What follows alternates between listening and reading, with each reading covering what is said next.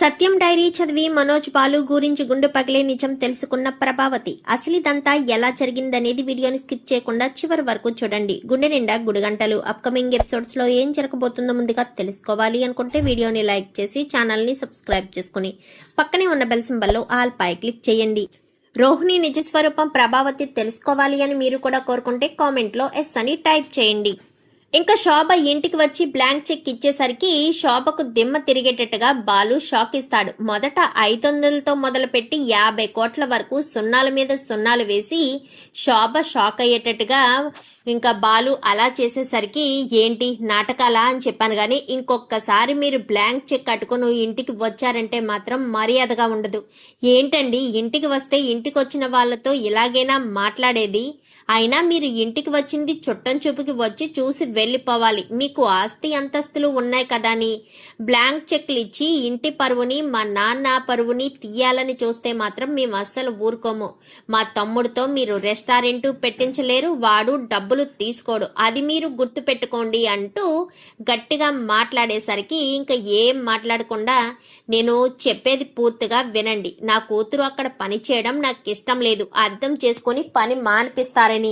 ఆ డబ్బింగ్ చెప్పడమే ఇష్టం లేదంటే సర్వర్ పని చేస్తుంది, అది మాకు ఎంత తలవంపులుగా ఉంటుంది. ఏదో ఒకటి చేసి మానిపించండి అని చెప్పి అక్కడి నుంచి వెళ్ళిపోతుంది. తర్వాత ప్రభావతికి కూడా ఫోన్ చేసి అదే విషయం చెప్పడంతో ప్రభావతి కాస్త ఇంట్లో వాళ్ళందరితోని మాట్లాడాలని అందరినీ కూడా పిలుస్తుంది. పిలిచేసరికి ఏంటి మేము అసలే అలసిపోయి వచ్చాము, ఇప్పుడు ఏం మాట్లాడతారు అని చెప్పి శృతి అనేసరికి మీ గురించే టాపిక్ నడుస్తుంది డబ్బడమ్మ. మీ అమ్మ వచ్చింది అనేసరికి మా అమ్మ వచ్చిందా? మా అమ్మ ఎందుకు వచ్చింది? అయినా ఆవిడెందుకు వచ్చింది అన్నయ్య? ఆవిడ ఎందుకు వస్తుందో గెస్ చేయరా? నీకు బాగా నీకు బాగా తెలిసే అవకాశం ఉంది కదా అనగాని మళ్ళీ బ్లాంక్ చెక్ కట్టుకుని వచ్చిందా? కరెక్ట్గా చెప్పావు అని చెప్పనేసరికి ఏంటి శృతి మీ అమ్మ అస్తమాను బ్లాంక్ చెక్ తీసుకుని రావడం ఏంటి? అసలు ఆవిడ ఏమనుకుంటుంది అనగాని అసలేం జరిగింది అనేసరికి నేను చెప్తాను అంటూ మీనా అనేసరికి నువ్వు కాదు నేను చెప్తాను. మీ అమ్మ ఇక్కడికి వచ్చి చాలా బాధపడింది. అయినా మీ అమ్మగారు డబ్బులు ఇస్తారంట కదా, రవి చేత రెస్టారెంట్ ఏదో పెట్టించుకుని హ్యాపీగా బ్రతకొచ్చు కదా అని చెప్పాను. కానీ ఏం మాట్లాడుతున్నావు ప్రభా? రెస్టారెంట్ పెట్టుకోవడం ఏంటి అనగానే మీరుండండి నాన్న. ఏంటమ్మా ఏమన్నావు?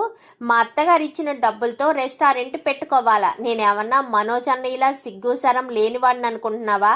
అత్తవారిచ్చే డబ్బుల కోసం ఆశపడి రెస్టారెంట్లు పెట్టుకోవడానికి మేము ఇన్ని రోజులు కాదు, సంవత్సరం అవుతుంది. సంవత్సరం నుంచి వాళ్ళ దగ్గర ₹1 అయినా తీసుకున్నామా? నేను కానీ శృతి కానీ ఎప్పుడైనా వాళ్ళ దగ్గర నుంచి రూపాయి ఆశించిందా?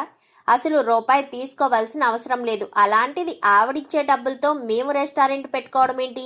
నువ్వేమంటావు శృతి అనగానే నువ్వేమంటే అదే రవి. నేనేమి పుట్టిన నుంచి డబ్బులు తీసుకొచ్చి నీ చేత బిజినెస్లు చేయించాలని అస్సలు అనుకోను. ఎందుకంటే రేపు అన్న రోజున బిజినెస్లు చేసి మా అల్లుడికి ఈరోజు ఈ స్థాయి వచ్చిందంటే మా వల్లే వచ్చింది అంటూ నా భర్తను తక్కువ చేసి మాట్లాడుతుంటే నేను ఎలా చూస్తూ ఉంటాను?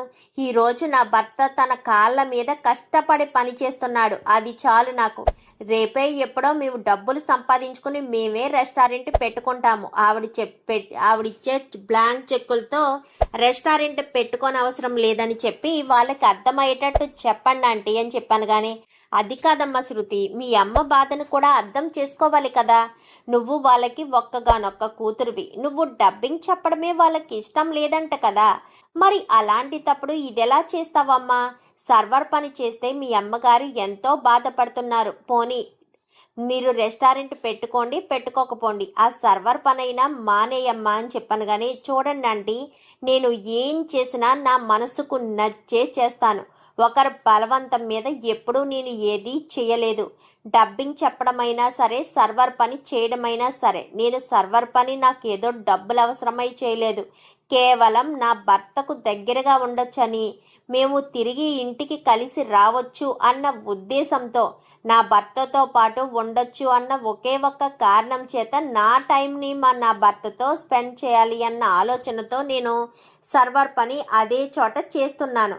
అంతే తప్ప నా పరువు పోయే పనులు నేనేమీ చేయడం లేదు. నేనేమి తప్పుడు పనులు కూడా చెయ్యట్లేదు పరువు పోవడానికి అంటూ శృతి వార్నింగ్లా ఇచ్చి మీరే అర్థమయ్యేటట్టు మా మమ్మీకి చెప్పండి రా రవి అని చెప్పి రవిని తీసుకుని వెళ్ళిపోతుంది. కరెక్ట్గా చెప్పావు డబ్బడమ్మా అని చెప్పి ఇంకా బాలు క్లాప్స్ కొట్టేసరికి ఇంకా ఎవరికి వాళ్ళు వెళ్ళిపోవడంతో ఇంకా ప్రభావతి గదిలో కూర్చుని ఆలోచిస్తూ ఉంటుంది. ఏంటి వీళ్ళు వాళ్ళు ఇచ్చే డబ్బు తీసుకుని రెస్టారెంట్ పెట్టుకుంటే సరిపోయేది కదా, వీడు గొప్ప స్థాయికి వచ్చేస్తాడు. నాకు ఉన్నది 2 కొడుకులు, బాలుగాడిని ఎప్పుడూ నేను కొడుగ్గా అనుకోలేదు.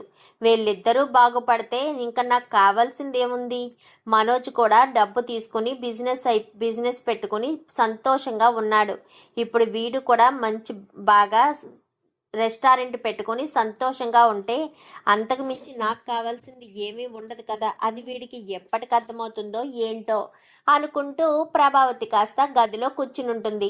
మరుసటి రోజు ఉదయాన్నే సత్యం తొందరగా వెళ్ళాలి, నేను తొందరగా నన్ను నిద్ర లేపు అని చెప్పాను కానీ ఏంటి అంత అర్జెంటుగా వెళ్ళవలసిన పనులేంటి అని చెప్పాను కానీ రంగా కూతురు పెళ్ళి సుందరి పెళ్ళి ఉంది కదే, దాని గురించి రంగా వేరే ఊరికి వెళ్ళి శుభలేఖలు పంచుదామన్నాడు. అందుకే నేను రంగా వెళ్తున్నాము అని చెప్పాను కానీ సరే అని ఇంగో నువ్వు ఇంట్లో ఖాళీగా కూర్చుని ఉంటావేమో, కొంచెం ఈ రూమ్ అంతా కూడా శుభ్రం చెయ్యి. మీనాకి చెప్పకు, మీనా బయటికి వెళ్తుంది కదా, నువ్వే శుభ్రం చేయాలి. ఒకవేళ మీనాకు చెప్పినట్టు తెలిసినా నేను వచ్చాక అడుగుతాను మీనాను. మీనా నాకు అబద్ధం చెప్పదు. నేనే శుభ్రం చేశాను మావయ్య అని మీనా కనుక చెప్పిందే అనుకో, ఆ తర్వాత నుంచి నువ్వు హాల్లో పడుకుంటావు, నేను మాత్రమే బెడ్రూమ్లో పడుకుంటాను అని చెప్పి ఇంకా సత్యం గట్టిగానే చెప్తాడు. సరే నేనే శుభ్రం చేస్తాను అని ఇంకా ప్రభావతి కాస్త ఎవరి పనుల్లో వాళ్ళు ఉదయాన్నే లేచి టిఫిన్లు చేసి ఎవరి హడావిడిగా వాళ్ళు వెళ్ళిపోతారు. ఇంకా అలా వెళ్ళిపోయిన తర్వాత మీనా కూడా పువ్వులు తీసుకుని వెళ్ళిపోతుంది. ప్రభావతి హాల్లో కూర్చుని ఫోన్ చూస్తూ ఉండగానే సడన్గా సత్యం అన్న మాటలు గుర్తొస్తాయి. గబగబా గదిలోకి వెళ్ళి ఇంకా తను మొత్తం అంతా కూడా ఎక్కడికక్కడ పేపర్లు మార్చకపోతే ఏమవుతుంది, శుభ్రం చేసినట్టు అనిపించదు కదా. సో పేపర్లు తీసి డ్రెస్సింగ్ టేబుల్ మీద పేపర్లు మార్చి మొత్తం బట్టలన్నీ తీసి ఎక్కడికక్కడ అన్నీ శుభ్రం చేస్తుంది. అన్నీ శుభ్రం చేసేసరికి సత్యంతో ఒక పెట్టె ఉంటుంది. అసలు ఈ పెట్టెలో ఏం పెడతారు? అస్తమాను ఈ పెట్టెలోంచి ఒక బుక్కు తీసి బుక్కులో ఏదో రాసుకుని మళ్ళీ ఆ బుక్కు ఇందులో పెట్టేస్తూ ఉంటారు. అసలు ఆ బుక్కులో ఏం రాస్తారు అనుకుంటూ ఇంకా ప్రభావతి ఏం చేస్తుందంటే ఆ పెట్టెని కిందకి దించి ఆ పెట్టెలో ఉన్న బుక్కును తీసి టేబుల్ మీద పెడుతుంది. టేబుల్ మీద పెట్టి ఇలా బుక్ ఓపెన్ చేసేసరికి సత్యం డైరీ అన్నట్టు మనసులో మాట అని సత్యం పెట్టుకుంటాడు కదా, ఆ టైటిల్ పెట్టి చూస్తాడు. ఏంటి ఇది, ఆయన డైరీనా? సరే ముందైతే ఇల్లు శుభ్రం చేసిన తర్వాత అప్పుడు కూర్చుని చదువుదామని ఇంకా ప్రభావతి ఇల్లు శుభ్రం చేసేస్తుంది. కిందకి మీనా వంట చేసి ఉంటే కిందకొచ్చి భోజనం కూడా చేసేస్తుంది. సత్యానికి ఫోన్ చేస్తే నేను మరొక గంటలో వస్తాను అని చెప్తాడు. చెప్పడంతో సరేనని ఇంకా ప్రభావతి కాస్త భోజనం చేసేసి అలా హాల్లో కూర్చుని ఫోన్ చూస్తూ ఉంటుంది. ఫోన్ చూస్తూ ఉండగానే ఈలోపు మీనా వస్తుంది. భోజనం చేసేసారు అత్తయ్య అని చెప్పాను కానీ నేను చేసేసాను మీ మామయ్య అనగాని, మామయ్య గారు ఊరెళ్ళారు కదా, వచ్చేస్తాను ఒక అరగంటలో అని చెప్పారు అనగాని, నీకు ఫోన్ చేశారా అనగాని, లేదత్తయ్య నేనే భోజనం చేశారా అని నేనే ఫోన్ చేశాను అనేసరికి సరే వెళ్ళి నువ్వు కూడా తినే అనగానే, ఆయన వస్తానన్నారు అత్తయ్య, ఇద్దరం కలిసి తింటాము అని చెప్పి మీనా చెప్పడంతో బాలు వస్తాడా, సర్లే అని గదిలోకి వెళ్ళిపోతుంది. వెళ్ళిపోయి కూర్చునేసరికి టేబుల్ మీద పెట్టింది కదా డైరీ సడన్గా గుర్తొస్తుంది. అవును ఈ డైరీ చదువుదామనుకున్నాను కదా అని చెప్పి ఇంకా డైరీలోని సత్యం అప్పుడప్పుడు అంటే తనకు ఇంపార్టెంట్ లైఫ్లో ఆనిముత్యాలు అంటారు కదా, ఇంపార్టెంట్ విషయాలన్నీ కూడా రాసుకుంటాడు. ప్రభావతికి అంటే డైరీకి డేటు ఏమీ ఉండదు, ఒక బుక్లో ఇంపార్టెంట్ అవన్నీ కూడా రాసుకుంటాడు. అవన్నీ కూడా రాసుకుని చదువుతూ ఉంటుంది. తన స్కూల్ లైఫ్లో, తర్వాత తన కాలేజీలో ఒక అమ్మాయిని లవ్ చేయడం, తర్వాత మళ్ళీ సత్యం వాళ్ళమ్మ కెరియర్ మీద ఫోకస్ పెట్టు, తర్వాత ఏదో ఒకటి చేద్దు కానీ అని చెప్పడం, ఆ తర్వాత డ్రైవర్ కింద గవర్నమెంట్ ఉద్యోగం వస్తే లైఫ్ బాగుంటుంది, పిల్లలకు కూడా బాగుంటుందిరా అని చెప్పి వీళ్ళు చెప్పడంతో డ్రైవర్గా చదువుకున్న చదువుకి డ్రైవర్ జాబ్ ఆర్టీసీ డ్రైవర్గా జాయిన్ అవ్వడం ఇంకా అన్నీ చెప్పుకొచ్చేసరికి బాలు విషయం కాస్త అని ఉంటుంది. పాపం చెయ్యని తప్పుకు శిక్ష అనుభవించిన నా కొడుకు అని టైటిల్ పెట్టి పైన కింద రాసినట్టు ఉంటుంది. ఇంకా అది చదవడం మొదలు పెడుతుంది ప్రభావతి. చదువుతూ ఉండగానే కొంచెం చదువుతుంది. ప్రభావతి బాలుని దూరం పెడుతుంది. పాపం బాలు చాలా బాధపడుతున్నాడు అంటూ ఇంకా చదువుతూ ఉండగానే అత్తయ్య అత్తయ్య అంటూ పిలిచేసరికి ప్రభావతి ఆ ఫోన్ని కాస్త ఆ డైరీ ఎక్కడికైతే చదివిందో, ఏ పేజీ అయితే ఓపెన్ చేసిందో ఆ పేజీలో పెట్టి కిందకు వస్తుంది.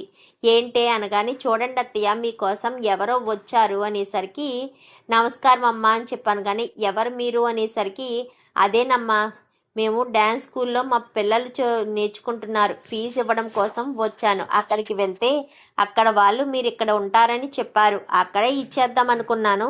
సరే ఒకసారి మీతో మాట్లాడదాము, పిల్లలకి ఇంకా ఏమి నేర్పిస్తారు అని అడుగుదాము అని చెప్పి ఇక్కడికి వచ్చాను అనగానే, పిల్లలు ఇప్పుడు డ్యాన్స్ ఎలా వేస్తున్నారు అనగానే, బాగానే చేస్తున్నారమ్మా అని చెప్పనేసరికి, ఆయన బాగా టాలెంటెడ్, చాలా తొందరగానే నేర్చుకున్నారు నా దగ్గర స్టూడెంట్స్ అందరూ అని చెప్పి మాట్లాడుతూ ఉంటుంది. రండి కూర్చోండి అనేసరికి, మీనా కాఫీ తీసుకురా అనగానే, అలాగే అత్తయ్య అని చెప్పి ఇంకా మీనాకు కాఫీ తీసుకురమ్మని చెప్పి కాఫీ ఎట్టుకొచ్చేస్తే తాగి కూర్చొని మాట్లాడుతూ ఉండగానే ఈలోపు సత్యం వచ్చేస్తాడు. రండి మా వారు అనేసరికి, నమస్కారం అండి అని చెప్పాను. కానీ ఎవరు ప్రభ అని చెప్పాను. కానీ వీళ్ళ పిల్లలు నా దగ్గర డ్యాన్స్ నేర్చుకుంటున్నారండి, ఫీజు ఇవ్వడం కోసమని వచ్చారు అనేసరికి, సరేనని ఇంకా సత్యం పక్క సోఫా మీద కూర్చుని అమ్మ మీనా అని చెప్పి పిలవడంతో వెంటనే మీనా మంచినీళ్ళు తీసుకొచ్చి ఇస్తుంది. తర్వాత టీ తీసుకొచ్చి ఇస్తుంది.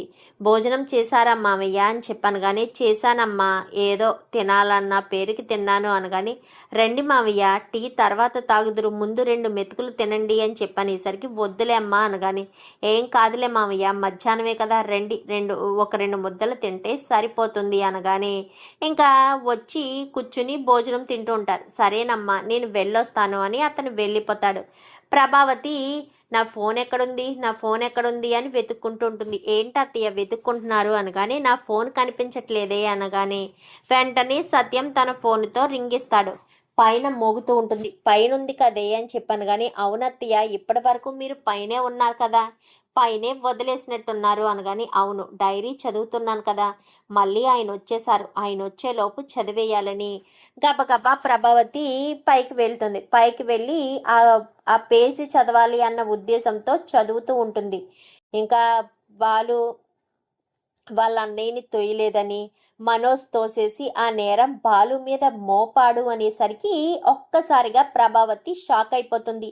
అదేంటి, బాలు కదా నీళ్ళల్లోకి తోసేశాడు, ఆ విషయం నేను జైలుకి వెళ్ళిన తర్వాత తెలుసుకున్నాను అంటూ ఇంకా డైరీలో విపులంగా రాస్తాడు ఆ పేజీ అంతా. అది చూసి ప్రభావతి ఒక్కసారిగా షాక్ అయిపోతుంది. ఇంకా ఇంటి దగ్గర కింద సత్యం భోజనం చేసేసి పైకి వెళ్తాడు. పైకి వెళ్ళేసరికి ప్రభావతి డైరీని చదువుతూ ఉంటుంది. ఈ డైరీ ఎందుకు తీసావు ప్రభా అని చెప్పాను. కానీ ఈ డైరీలో నేను చదవకూడని పేజీ ఉందని నాకు తెలియదండి. ఇన్ని రోజులు ఈ పేజీ గురించి నేను తెలుసుకోలేకపోయాను. ఇప్పుడు మీరు మీ చేతి రాతల్లో తెలుసుకున్న ఈ డైరీ విలువ ఇప్పుడు మీ నోటి మాటల్లో తెలుసుకోవాలనుకుంటున్నాను. ఏంటిది, మన పెద్ద కొడుకుని నీళ్ళల్లోకి తోసేసింది బాలు కాదా మనోజా అని చెప్పాను. కానీ చదివావు కదా, అవును మనోజ్ గాడే నీళ్ళల్లోకి తోసేశాడు. వాడు తొయ్యాలని తొయ్యలేదు, నెట్టేసేసరికి వాడికి ఈత రాక వాడి ప్రాణాలు పోయాయి. కానీ ఇక్కడ ఒకటి విషయం తెలుసుకోవాలి, వాడు చేసిన తప్పుకి బాలుని శిక్షించడం ఎంతవరకు న్యాయం? వాడు తప్పు చేశాడు, వాడు నీళ్ళల్లోకి తోసేసి అది బాలు మీద పెట్టాడు, అది ఎంతవరకు కరెక్టు?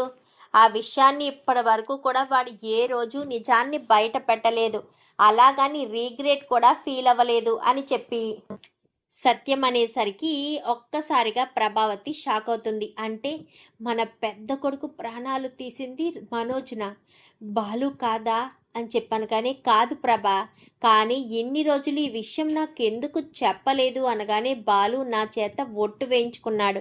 అందుకే ఎన్ని రోజులు ఈ నిజాన్ని చెప్పలేదు అంటూ సత్యం కాస్త చెప్పేసరికి ప్రభావతి గుండెలు పగిలేలా ఏడుస్తూ ఉంటుంది.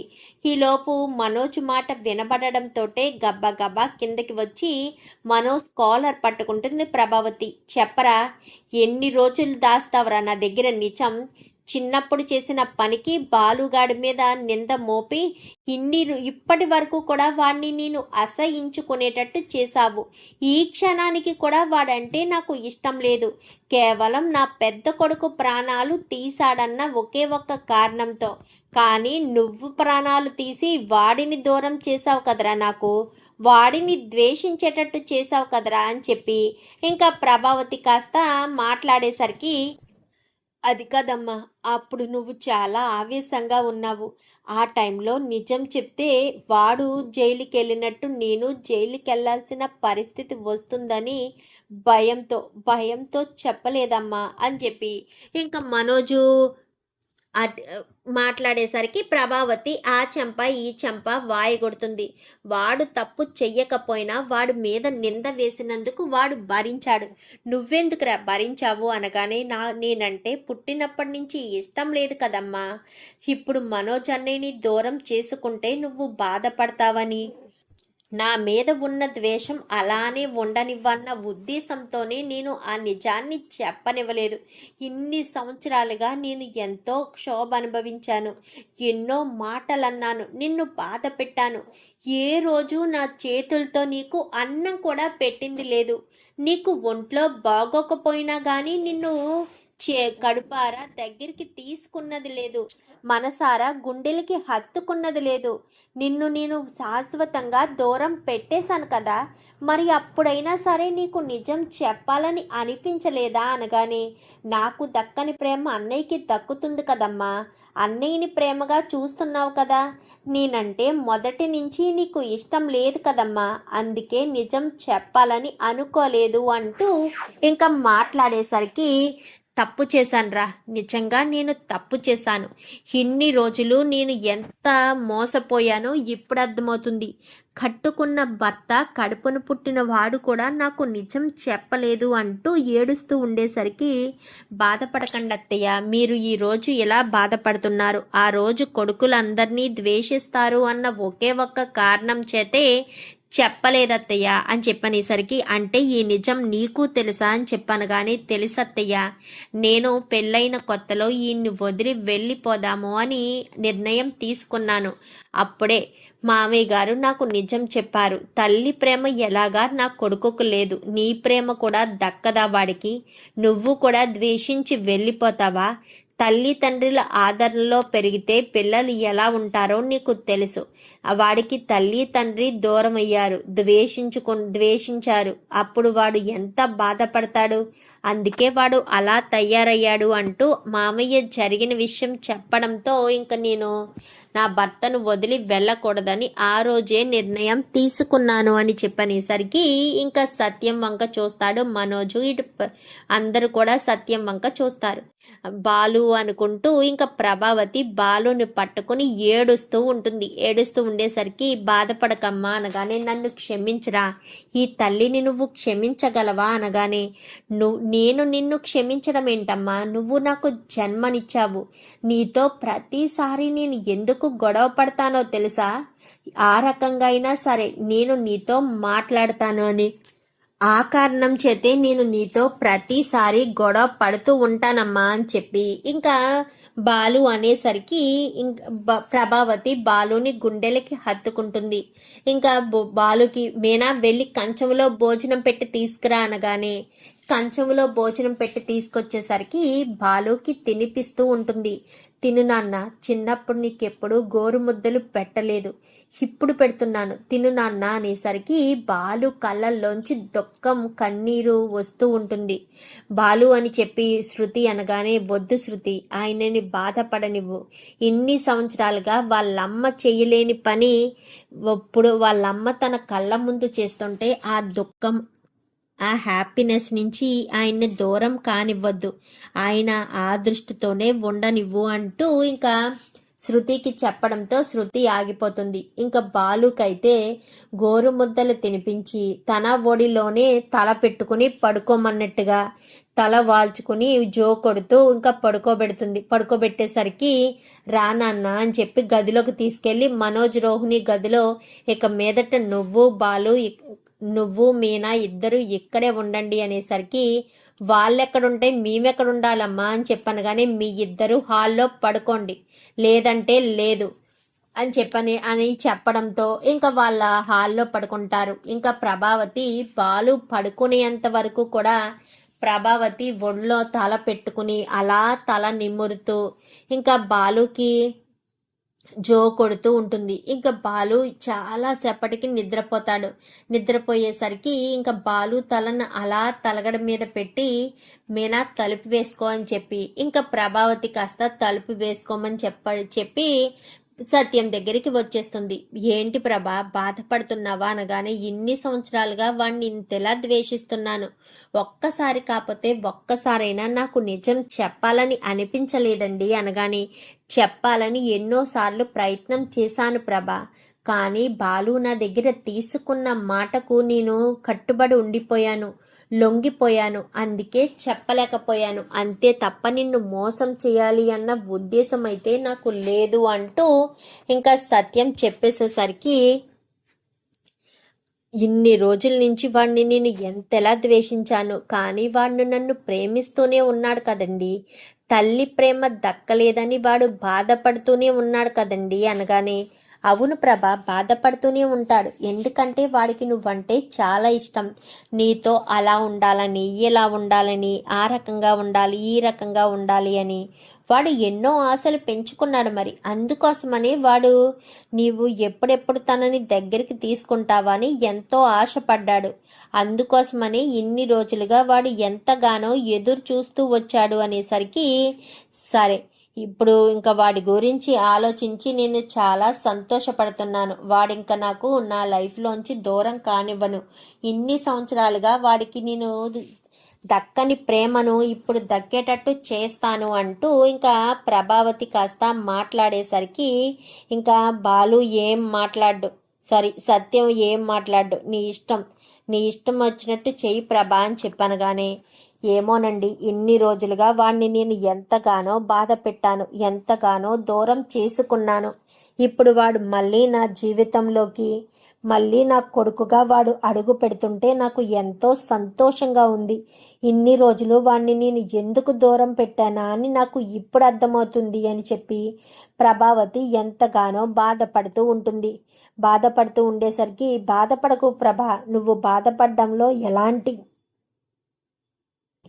ఉపయోగం లేదు, ఎందుకంటే ఇన్ని రోజులు నీకు తెలియదు కాబట్టి నువ్వు నిజం తెలుసుకోలేకపోయావు, ఇప్పుడు తెలుసుకున్న తర్వాత బాధపడుతున్నావు కదా, వాడికి దూరమైన ప్రేమను అందించాలని అనుకుంటున్నావు కదా, అంతకు మించి కావాల్సింది ఏముంది ప్రభా, సరే నువ్వు దాని గురించి ఆలోచించి మనసు పాడు చేసుకోవద్దు, ప్రశాంతంగా పడుకో అని చెప్పాను. కానీ సరేనని మరుసటి రోజు ఉదయాన్నే మీనా బయట వాకలు తుడుస్తూ ఉండగా ప్రభావతి గబగబా కిందకు వచ్చేసరికి వాడు లేచాడా అనగానే ఇంకా లేదండి అనేసరికి కాఫీ చేసి ఇంకా ఒక కప్పు తీసుకెళ్లి సత్యానికి ఇచ్చి మరొక కప్పు తీసుకెళ్లి నాన్న బాలు అంటూ నిద్ర లేపుతుంది.